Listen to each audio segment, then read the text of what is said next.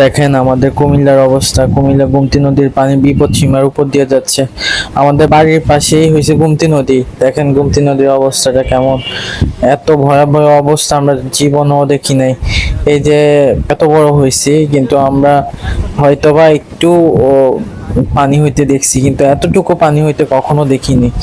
সবাই আমাদের কুমিল্লার জন্য দোয়া করবেন, যাতে আমাদের কুমিল্লার অবস্থা আবার ঠিক হয়ে যায়। সবাই আতঙ্কে আছে, সবাই ভয়ে আছে। সবাই একটু দোয়া করবেন যাতে কুমিল্লা অবস্থাটা ভালো হয়ে যায়। তো এই ফুটেজটা মূলত আমার ভাতিজা পাঠাইছে। আমি ঢাকায় থাকি, তো আমার ভাতিজা পাঠাইছে। তো এই ফুটেজটা শেয়ার করলাম। দেখেন এটা হচ্ছে কুমিল্লা বেড়িবাঁধ, গোমতী নদীর পার। তো গোমতী নদীর পানি কিন্তু বিপদ সীমার উপর দিয়ে যাচ্ছে। যে কোনো মুহূর্তে খারাপ কিছু হইতে পারে।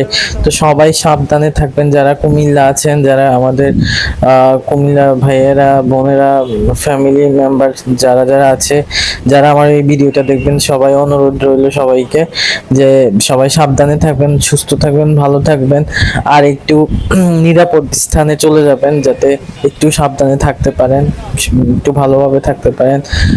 আর আসলে জিনিসপত্র মায়া করে লাভ নেই, জীবন বাঁচলে সবকিছু হবে।